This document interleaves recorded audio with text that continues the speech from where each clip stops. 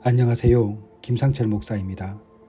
이번 추석 연휴 기간에는 새벽 묵상을 옥하는 목사님의 설교로 은혜 받도록 하겠습니다. 월요일에서 금요일까지 5편의 옥하는 목사님 설교를 선별해서 우리가 듣게 될 텐데 큰 은혜 가운데 여러분이 보낼 수 있기를 기도하겠습니다. 지금쯤이면 날씨가 덥습니다.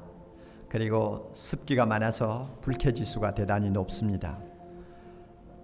이런 때에는 교회를 나와서 예배를 드리게 되면 설교도 좀 가벼운 설교 듣고 싶어 하죠. 아이스크림처럼 좀 시원한 설교 좀 해주었으면 좋겠다 하는 이런 마음들을 가질 수가 있습니다.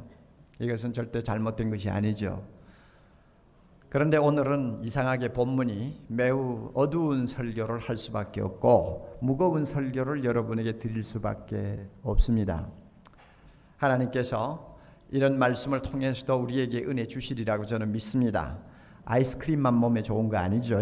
쓴 것도 좋지 않습니까? 그러니까 하나님이 무슨 말씀을 주시든지 기쁨으로 우리가 받으면서 은혜가 되면은 참 이 말씀이 능력이 되어서 우리의 영육을 치유하시고 새롭게 하심을 저는 분명히 믿습니다. 30절을 여러분이 주목을 하시면 초막절에 성전에서 가르치시는 예수님의 말씀을 들은 사람들 가운데서 이상하게 예수님을 믿는다고 고백하는 사람들이 많이 생겼습니다. 30절 이 말씀을 하심에 많은 사람이 뭐 하더라 그랬어요? 믿더라 그랬어요. 참 놀라운 이야기입니다. 왜 놀라운 이야기인가 하면은 지금 이 분위기가 예수님을 믿겠다는 말을 쉽게 할 수 있는 분위기가 안 됩니다. 9장 22절을 여러분이 참고하시면 금방 알 수 있는데 이미 그 분위기는 공포 분위기입니다. 유대인들이 누구든지 예수를 그리스도로 메시아로 시인하면 공적으로 시인하면 이유여하를 막론하고 출교시키기로 이미 결의가 되어 있는 상황입니다. 그러니까 함부로 입을 열고 예수님이 메시아라고 하는 말을 할 수가 없는 공포 분위기요. 그래서 많은 사람들이 두려워하고 있었다고 합니다. 이런 분위기에서 예수님의 말씀을 들은 다음 이분이 나의 구원자 하나님이시구나 하는 것을 고백하고 믿겠다고 했다면 이건 엄청난 사람이죠. 아마 이 사람들은 상당히 핍박도 받을 각오를 하고 또 사람들에게 따돌림을 받을 그럴 각오도 단단히 하고 믿겠다고 하는 사람이지 그저 장난삼아 하는 사람들은 절대 아닐 것입니다. 그러니까 자연히 그들을 생각하면 대단한 믿음이다. 정말 이런 정도의 분위기에서 예수를 믿는다고 했다면 이건 대단한 사람이야. 그들의 믿음은 굉장히 순수하고 참 어떤 시험에도 꺾이지 아니할 수 있는 강한 믿음일 것이다. 우리는 그렇게 생각을 하게 됩니다. 그리고 예수님도 그들을 보시고 흡족해 하시면서 칭찬하실 것으로 우리는 그렇게 생각을 합니다. 그런 기대를 가지고 31절부터 성경을 읽어 내려가면 이제 우리 모두가 당황하게 됩니다. 31절에 예수께서 자기를 믿은 유대인들에게 말씀을 하시는 내용이 나옵니다. 자기를 믿는다고 한 유대인들에게 이르시기를 너희가 내 말에 거하면 참 내 제자가 되고 진리를 알진 진리가 너희를 뭐하리라? 자유케 하리라. 이러니까 이 말씀을 들은 다음에 들은 그 유대인들이 정말로 그 말씀을 마음에 담고 감격하면서 주여 옳습니다 아멘 했다면 문제는 간단하죠. 간단한데 그 다음에 나타나는 반응을 볼 때에 이 말씀을 주님이 하신 의도를 약간 우리가 짐작을 할 수가 있습니다. 그들은 입으로 예수를 믿는다고 고백은 하지만 예수님이 보실 때 그 믿음이 순수하고 진실한 믿음이 아니라는 것을 아셨어요. 문제가 있는 믿음이었어요. 그러므로 주님께서 하신 말씀을 이렇게 바꾸어 놓을 수 있습니다. 너희들이 믿는다고 하지만 너희들은 내 말에 거하고 있지 않아. 너희는 아직도 내 제자가 안 돼. 너희는 진리를 몰라. 그러므로 진리가 자유케 하는 은혜가 무엇인지 너희는 아직도 모르고 있어 하는 말씀과 같습니다. 그런 의미로 주님이 지금 말씀하신다고 우리는 받아들입니다. 참 놀라운 이야기예요. 그렇게 공포 분위기에서 예수를 믿는다고 했으면 그 믿음이 대단할 것 같은데 어떻게 예수님의 눈에는 이 믿음들이 이렇게 거짓된 것으로 드러나고 있을까 하는 것입니다. 그러면 아니야. 이 사람들은 진실로 믿었는데 예수님께서 지금 이 33절 이하에 하시는 말씀은 믿는다고 하는 자들을 대상으로 하는 말씀이 아니고 그들 가운데 끼어있는 안 믿는 사람을 대상으로 하든지 아니면 아예 딴 사람을 놓고 하는 이야기지 앞에 믿은 사람들하고는 관계가 없는 말이다. 우리가 이렇게 해석을 할 수도 있을지 모릅니다. 그래서 33절 저희가 대답하되 할 때 저희는 앞에 믿는다고 하는 사람들이 아니다. 우리가 이렇게도 말할 수 있을지도 모릅니다. 그러나 그런 가정을 가지고 성경을 8장 전체를 읽으면 좀 이상해집니다. 결국 자연스럽지를 못합니다. 그러니 우리가 참 이해할 수 없고 놀라운 현실이지만 일단은 예수님이 하시는 말씀은 믿는다고 하는 그 대상을 그대로 놓고 하시는 말씀이요 31절 이하에 전개되는 모든 내용은 바로 그 사람들과의 관계에서 일어난 일이라는 것을 일단 받아들이고 성경을 보아야 할 것 같습니다. 그렇다면 정말 놀라운 이야기입니다. 어떻게 믿는다고 하는 사람들이 예수님을 죽이려고 합니까? 어떻게 예수를 믿는다고 하던 사람들이 예수님을 귀신 들렸다고 몰아붙입니까? 어떻게 예수님을 믿는다는 사람들이 나중에 돌멩이를 들고 그를 치려고 합니까? 여러분 상상을 할 수 있어요? 도대체 이게 어떻게 된 것이냐? 우리가 의문을 갖지 아니할 수가 없습니다. 그러나 우리가 다시 냉정을 되찾고 깊이 생각해 보면 그렇게 이상한 일이 아닙니다. 예수님을 팔아먹고 배신한 사람이 예수를 믿는다고 따라다니던 12 제자 중에서 나왔다는 것 우리가 늘 잊지 않고 있습니다. 기독교 역사의 핍박사를 우리가 살펴보면 수많은 핍박들이 하수와 같이 많은 순교자들의 피를 흘렸습니다. 그런 사건 하나하나를 대충 보아도 예수를 향해서 칼을 들고 나선 사람들, 믿는 사람들 끌어다가 불에 던진 사람들 보면 대개가 교회에서 나온 사람들이에요. 다시 말하면 믿는다고 하던 사람들이 그런 짓을 했어요.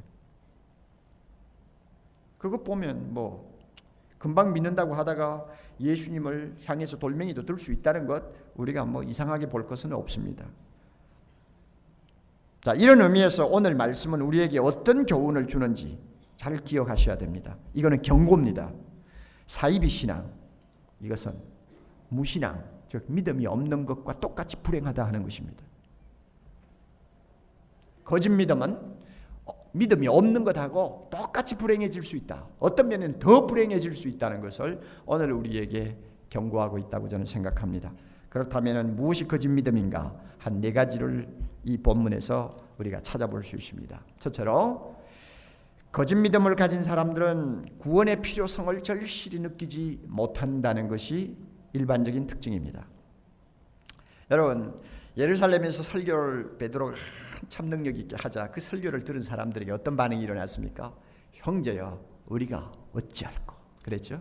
다시 말하면 형제여 우리가 어떻게 하면 구원받을 수 있는가? 어떻게 하면 예수를 십자가에 못 박아 죽인 이 죄를 용서받을 수 있는가?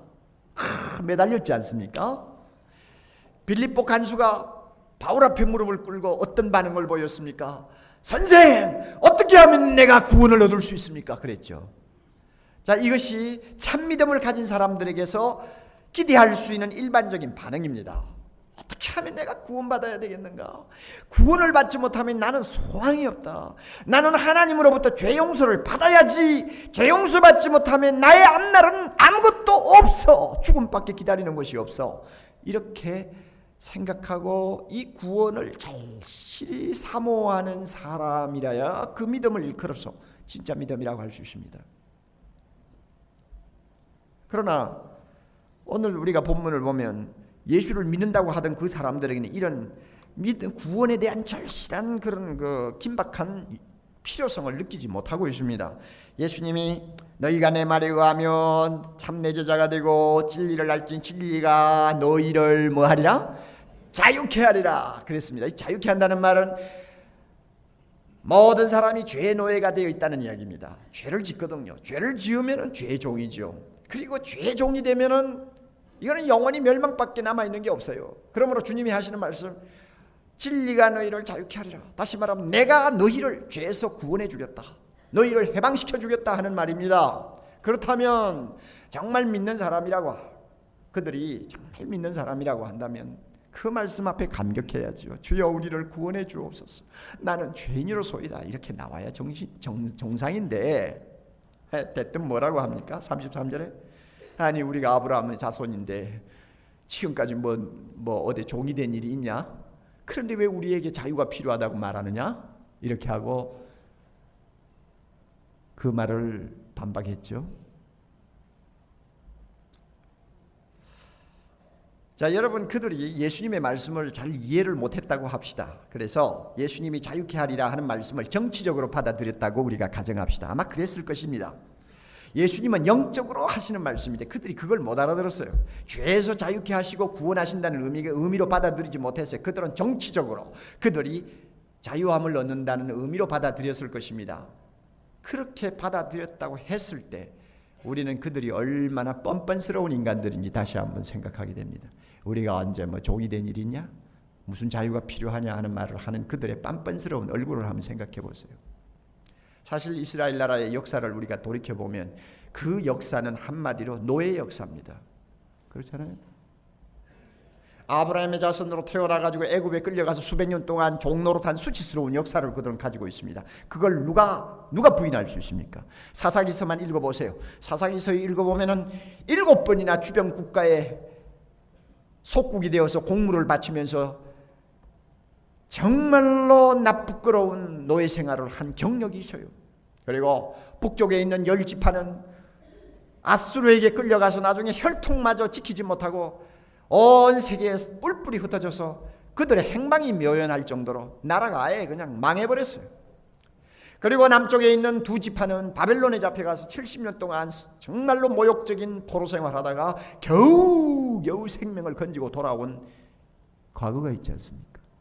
그리고 지금 예수님하고 이야기하는 이 마당에도 이들은 로마의 속국의 백성입니다. 로마의 식민지의 백성입니다. 겨우 종교자유 하나 빼놓고는 모든 자주권을 완전히 다 송두리째 빼앗겨버리고 세금 바치면서 종살이하는 민족이란 말입니다.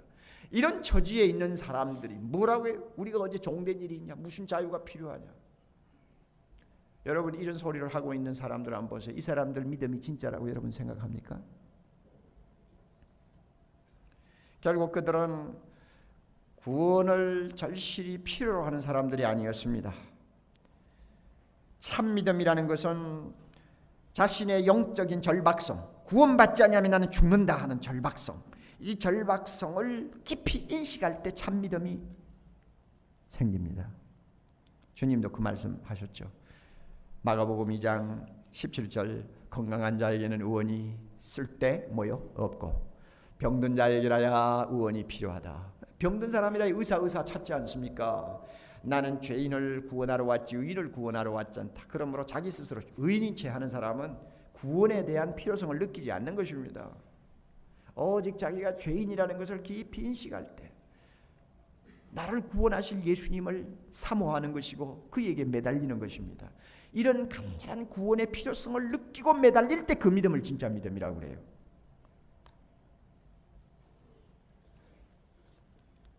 존 번연이 쓴 철로 역정을 여러분이 아십니다. 아직도 철로 역정을 읽어보지 못하신 분은 조금 부끄럽다고 생각을 하시는 게 좋습니다.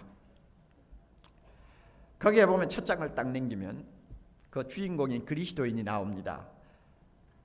그 첫 장에서 그리스도인이 어떤 모습으로 등장을 하는지 압니까? 성경을 보다가 자기가 하나님 앞에 무서운 죄인이라는 것을 발견했습니다.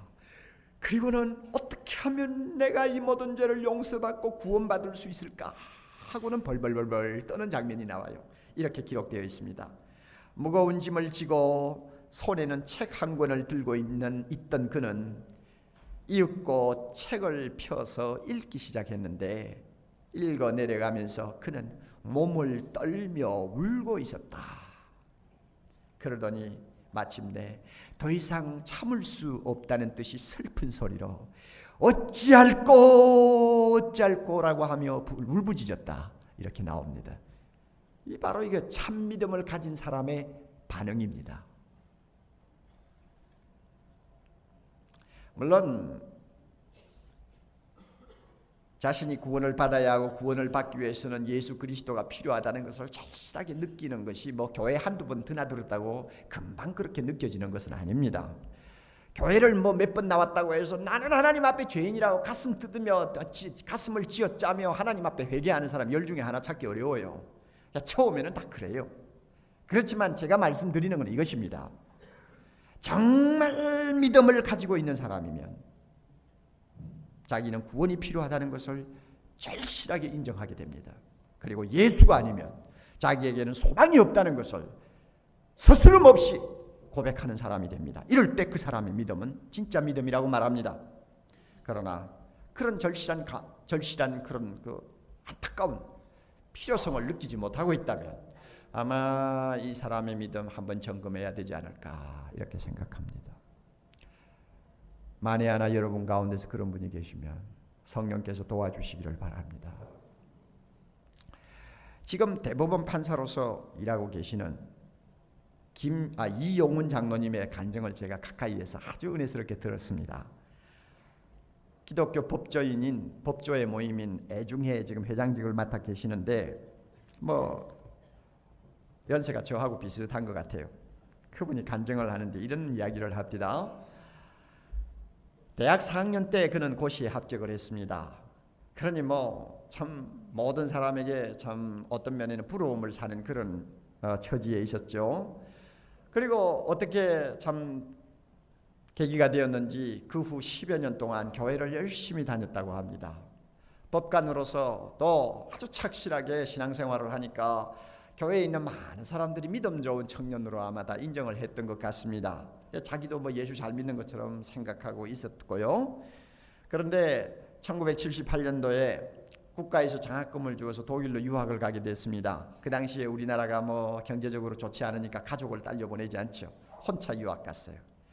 조그마한 대학촌에 가서 이제 공부를 하는데 한국인이 거의 없는 아마 도시였나 봅니다. 뭐 외롭기도 하고 답답하기도 하고 뭐 이런 형편에서 공부를 하고 있는데 어느 날 한국 선교사를 만났다고 합니다. 이런 이야기 저런 이야기를 둘이서 하다가 선교사가 조금 이상하다고 느꼈는지 이 이용훈 판사에게 이렇게 질문을 했습니다. 선생님, 뭐 실례됩니다만 제가 질문을 하나 하겠습니다. 선생님 예수를 믿으십니까? 예, 나는 지금까지 10여 년 동안 교회를 열심히 다녔습니다. 그렇게 대답하니까 아니 교회를 다녔느냐고 제가 묻지 않고 예수를 믿으시느냐고 물었다고 선교사가 대받았습니다. 그랬더니 이 판사가 말문이 막혔어요.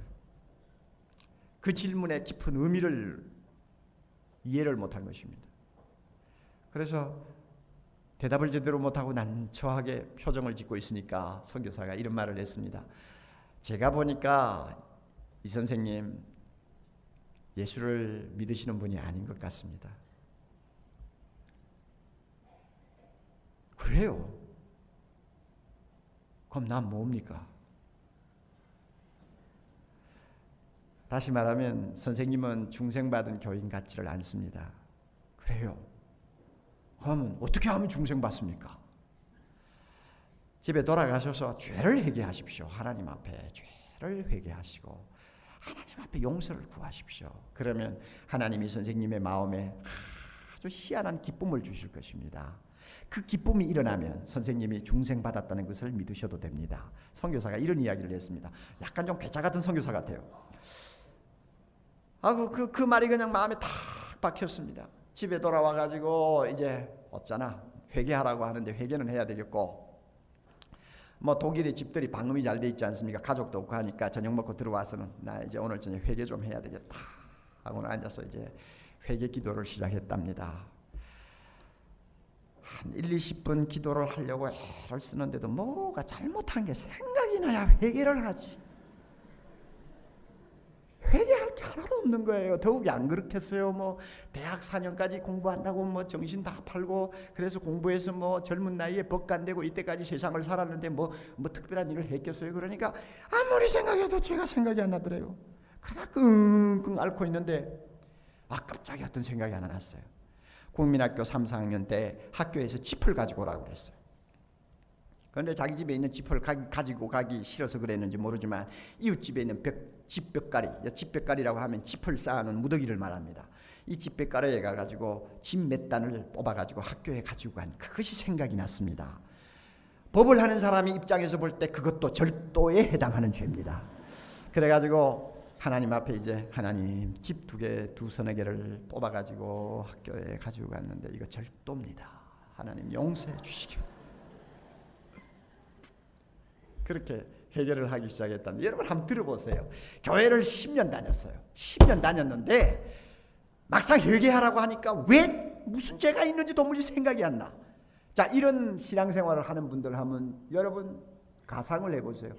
그 사람에게 십자가의 죽음이 뭐가 마음에 와 닿겠어. 구원하지만 그 구원이 내하고 무슨 상관이요? 안 그래요? 예수님이 그렇게 절실하게 나의 구원자라고 받아들여지겠어요? 그 사람들이 그런 사람의 마음에. 유대인들이 대답하는 것과 똑같죠. 내가 뭐 잘못한 게 뭐가 있는데 나에게 구원이 필요하냐? 그런 말을 얼마든지 할 수 있죠. 그런데 놀랍게도 오늘날 교회 안에 이런 분들이 왕왕이 있다는 것입니다. 그 간증을 하시는 이 판사님 제가 옆에서 가만히 보니까 중생받은 사람이에요. 나중에 어떻게 회개를 했는지 뭐 긴 이야기가 있습니다만 내가 오늘 여기 다 이야기할 수 없고, 이 사람이 은혜를 받았어요. 간증을 할 때 보니 그 얼굴에 기쁨이 충만해요. 진짜 선교사가 말한 것처럼 기쁨이 충만해요. 사랑하는 형제자매 여러분 가운데서 나는 예수 아니면 안 돼. 예수 아니면 나는 소망이 없어. 나는 죄인 중에 괴수야. 사람 앞에는 몰라도 하나님 앞에는 죄인이야. 용서받아야 돼. 구원받아야 돼. 이런 그 절규가 마음속에서 뜨겁게 우러나지를 않는다면 여러분의 믿음 문제 있습니다. 하나님께서 도와주시기를 바랍니다. 두 번째로 거짓 믿음을 가진 사람은 하나님의 말씀을 잘 듣지를 못합니다. 37절 여러분 보시면요. 37절 중간에 그러나 내 말이 너희 속에 있을 곳이 없으므로 나를 죽이려 하는도다. 또 43절 가서 보면 어찌하여 내 말을 깨닫지 못하느냐. 이는 내 말을 들을 줄 알지 못함이로다. 예수님을 지금 상대해서 말을 주고받는 소위 유대인들은 예수님의 말씀을 들을 수가 없었습니다. 그 말씀이 귀에 들어오지를 않았습니다. 흥미가 없었어요. 그러므로 자꾸 꼬투리를 잡고 늘어졌어요. 일반적으로 보면 믿음에 문제가 있는 사람들은 하나님의 말씀에 별로 관심이 없어요. 설교도 건성으로 듣습니다. 일반적으로 그렇습니다. 그리고 말씀을 가르쳐도 잘 이해를 못합니다. 정치 이야기하고 사회에 돌아가는 이야기를 하면 눈이 번쩍번쩍하게 참 이야기도 잘 듣고 말도 잘합니다. 그러나 신앙 문제 이야기하고 성경에 관한 이야기를 하면 그냥 얼굴 푹 숙이고 눈 내리 깔고 좋습니다. 이런 분들이 하도 교회 안에 많으니까 저는 한때는 이런 생각까지 했습니다. 요즘 현대 교인들은 다 성경 이야기만 하면 눈을 내리 깔고 좋으는구나. 난 그렇게 생각했어요. 그러나 문제가 있는 믿음이죠. 물론 여러분 오해를 하지 마시기 바랍니다. 뭐 설교할 때 좋으면 다 거짓 믿음이다 이렇게 도매금으로 판단하시면 안 됩니다. 아니 피곤하면은 뭐 설교 듣다가도 좋을 수가 있지 않습니까? 얼마나 교회 와서 앉으면 마음이 평안합니까? 그러니까 좋을 수 있죠. 예, 저도 뭐 신학교 다닐 때 언젠가 한 번은 설교 들으면서 얼마나 좋으랐는지 막 머리를 옆 사람 코를 쥐어박아가지고 아주 망신을 한 일이 있는데, 그렇다고 해서 옥 목사 믿음은 거짓 믿음이다 누가 그렇게 말을 하겠어요? 좋을 수가 있어요. 다락방에 와서 말씀 공부 안 한다고 해서 저 사람의 믿음은 엉터리다 이렇게 말하면 안 돼요. 또 하나님의 말씀을 잘 보지를 않고 잘 들으려고 하지 않는 어려움을 갖고 있다고 해서 무조건 그냥 도매금으로 엉터리 믿음이다 이러면 안 돼요. 우리의 믿음은 병이 들 때도 있습니다. 신앙생활은 오르막길도 있는가 하면 내리막길도 있는 것입니다. 그럴 때는 하나님의 말씀이 귀찮아질 때가 있어요. 잘 안 봐줘요. 설교 들을 때도 말이 잘 안 들어와요. 답답해요. 그럴 수가 있습니다. 그리고 뭐 그 사람만 잘못이 아니죠. 설교하는 사람이 죽을 쓰고 있는데 누가 귀를 듣고 귀를 기울여 듣습니까? 뭐 그럴 수도 있는 거 아니에요. 다락방에서 가르치는 사람이 신통치 않으니까 듣기 싫은데 그거 어떻게 합니까? 그러니까 무조건 성경 말씀 뭐 좋아하지 않는다, 잘 안 듣는다, 뭐 잘 깨닫지 못한다 한다고 해서 무조건 거짓 믿음이다 이렇게 하면 안 됩니다. 그러나 제가 말씀드리려고 하는 것은 교회를 몇 년 다녔던 근본적으로 하나님의 말씀에 대해서 매력이 없는 사람이 있어요. 성경 말씀을 잘 안 읽어요. 읽으면 힘이 들어요. 신앙 이야기를 하면은 양 불편해요. 야, 그 머리 아마 어디서 했니 하면 막 눈이 번쩍해가지고 이러지만은 야, 예수 믿는 사람은 뭐 어쩌고 하면은 이렇게 틀어요. 자, 이런 분들이 만에 하나라도 계시면 그 사람의 믿음 아직은 문제가 있다 하는 이야기를 지금 하는 것입니다. 성령께서 그런 분들 도와주시기를 바랍니다. 세 번째는 거짓 믿음을 가진 사람은 예수님이 하나님이심을 잘 믿지 못합니다. 51절 이하를 보면 참 기가 막힌 내용이 나옵니다. 여러분 51절 이하를 좀 보세요. 51절에 예수님께서 이런 말씀을 하셨습니다. 진실로 진실로 너희에게 이르노니 다 같이 그 다음에 사람이 내 말을 지키면 죽음을 영원히 보지 아니하리라. 할렐루야. 다시 한번 사람이 내 말을 지키면 죽음을 영원히 보지 아니하리라. 예수님께서 그의 복음을 가지고 세상에 있는 모든 사람을 구원하시겠다고 하는 말씀이거든. 영생을 주시겠다고 하는 말씀 아닙니까? 그랬더니 대뜸 받아서 유대인들이 뭐라고 말을 합니까? 53절.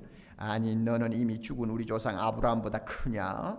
또 선지자들도 죽었는데 너는 너를 누구라 하느냐? 뭐 네가 아브라함보다도 더 오래 살았느냐? 어찌 네 말을 들으면 죽지 않는다고 하는 건방진 소리 하느냐? 하면서 아브라함 이야기를 들고 나옵니다. 그러니까 예수님께서 56절 넘어가서 참 놀라운 말씀하시죠. 너희 조상 아브라함은 뭐요? 나의 때 볼 것을 즐거워하다가 보고 뭐 했어요? 기뻐하였느니라. 못 알아듣는 말입니다. 아마 여러분들도 이 말씀 무슨 뜻인지 모를 거예요. 영적으로 하는 이야기입니다. 아브라함은 수천 년 전에 살다가 간 사람이지만 그때부터 하나님의 아들을 바라보면서 하나님의 아들이 세상을 구원하실 것을 내다보면서 기뻐하고 즐거워하다가 죽었다는 이야기입니다. 그러니까 다른 말로 말하면 아브라함도 나를 보고 좋아하다가 죽었다는 이야기입니다. 여러분 무슨 말인지 알겠죠? 자, 그 이야기 못 알아들었다고 합시다. 그 다음에 뭐라고 합니까? 58절 아니 55절 57절. 그러니까 유대인들이 진짜 기분이 상했습니다. 아니 내가 아직 뭐 50도 안 된 사람이 뭐 아브라함을 봤다고? 당연히 그 말할 수 있게 돼 있죠. 예수님은 그 당시에 연세가 얼마나 됐습니까? 32, 3세 32, 3 정도니까 뭐 얼마나 요즘으로 보면 얼굴이 그냥 기름이 흐르고 막 윤기가 돌고 팽팽하겠죠. 우리 교회 김만영 목사처럼 팽팽. 그런데 사람들이 예수님을 볼 때 약 50세 가까운 남자로 보았다. 이것은 많은 성경학자들에게 이런저런 상상을 하게 만들었습니다. 예수님의 모습은 얼마나 매력적이었을까? 잘생겼을까? 못생겼을까? 정말로 30대 청년으로서 정말 빛이 났을까? 광이 났을까? 흔히 이렇게 다 생각하는데 이 본문을 놓고 많은 분들이 이렇게 말합니다. 예수님은 나이는 30 초반이지만 사실은 50 가까운 남자처럼 얼굴에 살도 붙지 않았고 기름기도 없고 주름살이 지고 초라하고 형편없었다. 먹을 것 제대로 못 먹고 날마다 이곳저곳 다니면서 천대받으면서 복음 전하고 30년 가까이 목수일 하느라고 중노동을 하면서 시달린 사람이 무슨 얼굴이 광이 나겠느냐 흔히 그렇게 이야기합니다. 그거는 그랬다 하고 자, 너 50이 안 됐는데 아브라함을 보았다고?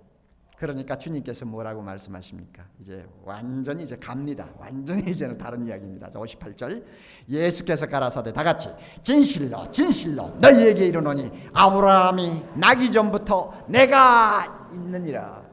여러분 중에 있었느니라 하고 읽는 분들이 계시는데 그거 잘못 읽은 거예요. 있느니라예요. 있느니라. 이 말씀은 한마디로 예수님 자신이 하나님이라는 것을 선포하는 말씀입니다. 아브라함이 나기 전부터 내가 있었느니라가 아닙니다. 예수님은 시간의 구애를 받으시는 피조물이 아닙니다. 아브라함 때나 지금이나 똑같은 거예요. 내가 있느니라입니다. 이 있느니라는 말, I am 하는 이 말은 하나님 자신의 이름입니다. 출애굽기 3장 14절에 하나님께서 자기 자신을 모세에게 소개하실 때 자기는 스스로 있는 자라고 이렇게 이름을 밝혔습니다. 여호와라는 뜻이죠. 그러면 이 무슨 뜻입니까? 영어로 표현하면 I am who I am입니다. 여러분 어떻게 번역할래요? I am who I am. 그 참 희한하다. I am who I am. 내가 있는 바 내가 바로 하나님이라 이 말이에요. 영원 자존자라는 뜻입니다. 이 I am이라고 하는 하나님의 이름을 지금 주님께서 여기에 지금 공포하시는 것입니다. 그러니까 유대인들이 돌을 들고 치려고 달려들었죠. 이 말은 유대인들이 예수님께서 하나님이심을 믿지를 않는 것입니다. 이것은 거짓 믿음을 가진 사람들에게서는 언제든지 볼 수 있는 특징입니다. 1988년 하비스트 하우스 출판사에서 이거는 기독교 서적을 내는 출판사입니다. 설교 강단에 약탈자라고 하는 이상한 제목을 붙인 책을 광고하면서 그 광고란에 이런 내용을 실었습니다. 1단의 목사 그룹을 우리가 설문조사했더니 그 가운데 60%가 예수님이 동정녀 마리아에게서 탄생하셨다는 것을 믿지 않고 있었다. 그러면 예수님이 처녀의 몸에서 탄생했다는 것을 안 믿는다고 하면 예수님이 하나님이심을 부정한다는 이야기입니다. 또 어느 교단에 가서 조사를 했더니 35%의 목사들이 예수님께서 육체로 부활하심을 믿지 않고 있었다고 했습니다. 그러면 예수님이 육체로 부활하신 것을 안 믿었다면 예수님이 하나님이 아니라는 것을 선언하는 것입니다. 또 어느 교단에 가서 설문조사를 했더니 못된 데만 찾아가면서 조사를 했나 봐요. 조사를 했더니 82% 또 심지어 어떤 그룹에서는 95%까지 목사들이 성경이 하나님의 말씀인 것을 믿지 않고 있었다 했습니다. 그래서 이 광고를 내는 필립 켈러라고 하는 사람은 이렇게 결론을 내렸습니다. 오늘날 예수 그리스도 교회의 가장 큰 위협이 뭐냐? 그것은 외부로부터 오는 것이 아니라 내부에 있는 교회 지도자들에게서 오는 위협이라고 말했습니다. 예수님이 하나님의 아들이심을 안 믿는 지도자들이 많다는 이야기입니다. 감사하게도 지도자들 중에는 이렇게 잘못된 사람들이 많이 있을 수 있지만 평신도들은 지도자들보다도 훨씬 더 좋은 믿음을 가지고 있었어요. 이것을 뭘로 증명할 수 있느냐 하면 1988년 지금부터 불과 6년 전에 1988년 전까지 20년 동안 거슬러서 20년 동안 자유주의 신학을 받아 예수님이 하나님이심을 잘 믿지 않는 지도자들 밑에 있던 감리교 신자들이 미국에서 180만 명이 20년 동안 빠져나갔어요. 뭐 때문에 다닙니까? 예수님이 하나님이심을 안 믿는 지도자들 밑에서 무슨 설교를 듣고 거기에 뭐 하려고 헌금을 드리고 해요? 그러니까 다 등 돌리고 20년 동안 180만 명이 빠져나갔어요. 그래가지고 예수님이 하나님이심을 증거하는 교회로 들어가 버렸습니다. 안 믿는 사람이 있어요. 지금도요. 여러분 스스로 살펴보세요. 예수님이 하나님이시다 하면 이상하게 먹은 것이 취한 것처럼 기분이 안 좋은 사람들이 있어요.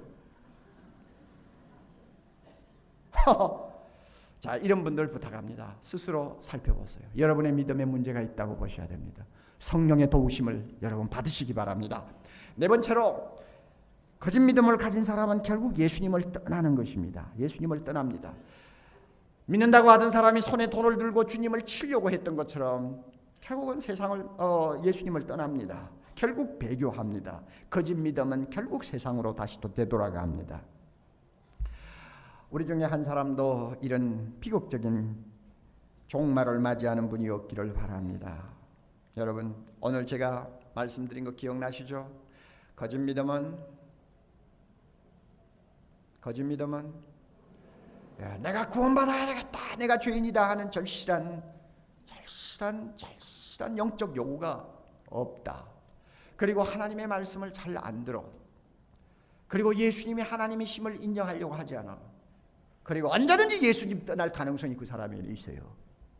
만약에 이런 문제 중에 하나라도 여러분 마음에 찝히는 것이 있으면 주님 앞에 이 시간 무릎을 꿇고 주여 나의 믿음 없음을 도와주소서 하고 여러분이 기도하셔야 됩니다. 물론 요한복음 8장에 나오는 유대인들이 다 나중에 멸망받았다고 저는 보지 않습니다. 주님께서 28절에 예언을 하셨어요.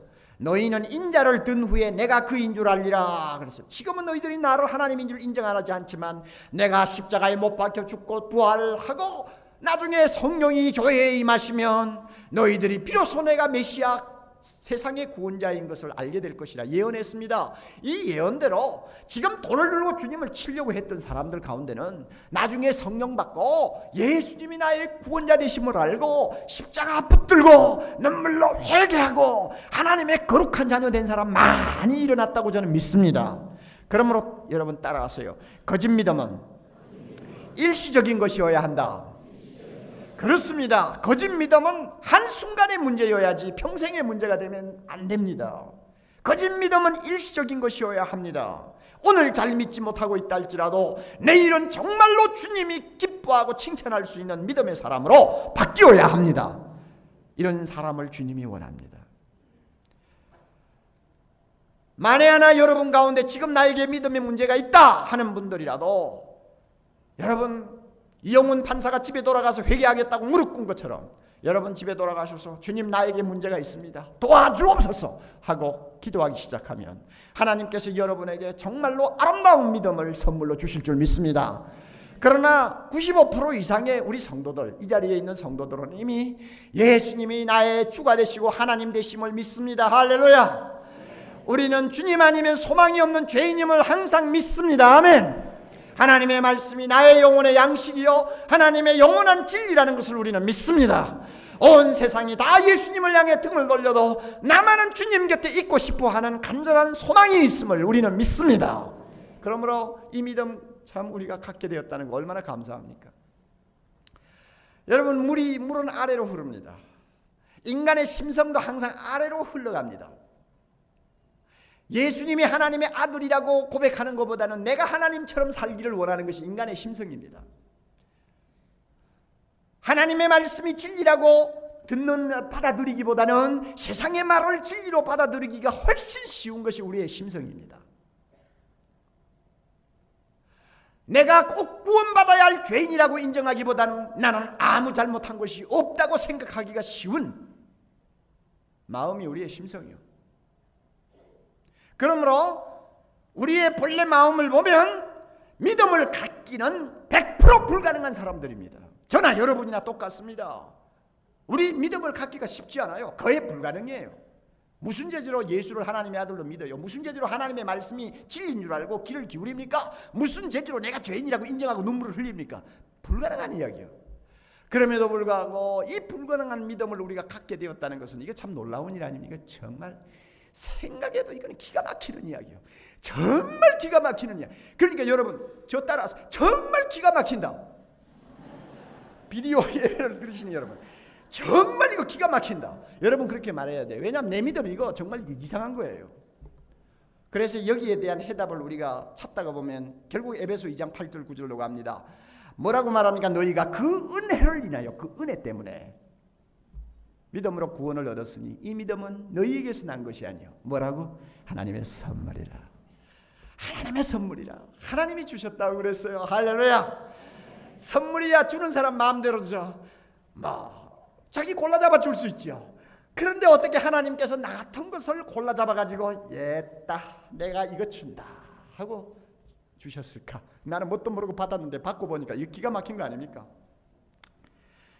이런 은혜를 받고 보니 이런 믿음을 내가 선물로 받고 보니 비로소 예수님이 하나님이신 것을 알게 됐습니다.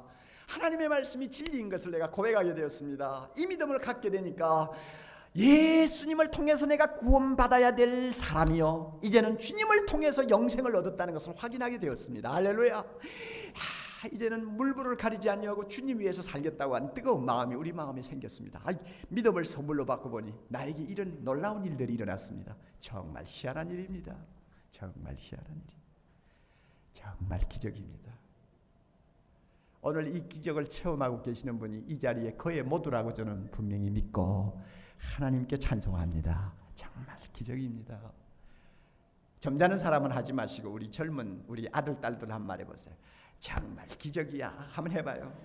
정말 기적이야. 정말 기적이야. 정말 기적이야. 그러니 이 기적을 우리가 인정하게 되면 막 가슴이 뜨거워져요. 내가 뭐길래 하나님 앞에 이렇게 인정을 받고 믿음을 소유하게 되었을까? 믿음을 선물로 받게 되었을까? 주님 너무 감사합니다. 감사합니다. 그래서 나도 모르게 찬송이 내 입에서 나와요. 410장 여러분 잘 아시죠?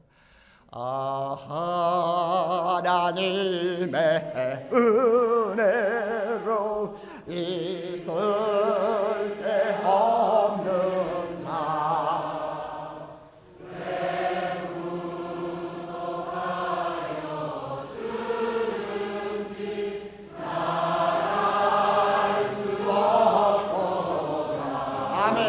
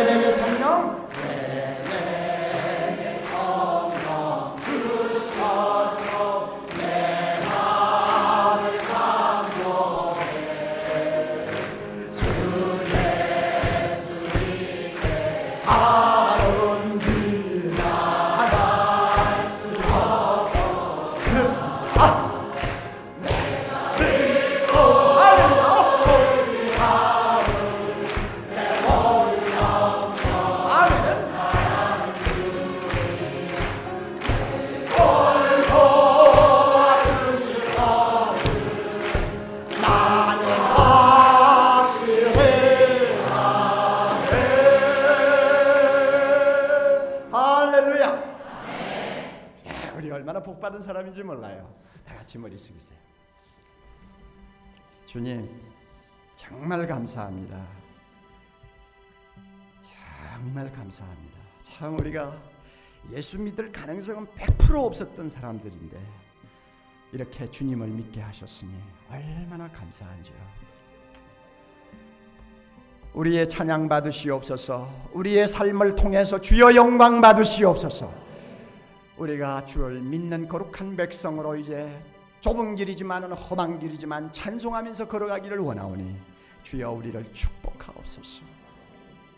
우리 가운데 아직도 자기 믿음에 대해서 여러 가지 불안한 마음을 갖고 계시는 분들, 거짓 믿음이라 할지라도 그것은 일시적입니다. 주님이 은혜 주실 줄 믿습니다. 주님의 말씀이 귀에 들어오도록 해주실 줄 믿습니다. 예수님이 하나님이심을 알게 하시고 그 영광 보게 해주실 줄 믿습니다. 나는 죄인임을 주님의 십자가 앞에서 무릎 꿇고 고백하는 자 되게 해주실 줄 믿습니다. 주여 이 형제 자매들을 축복해 주옵소서. 예수님 이름으로 기도하옵나이다.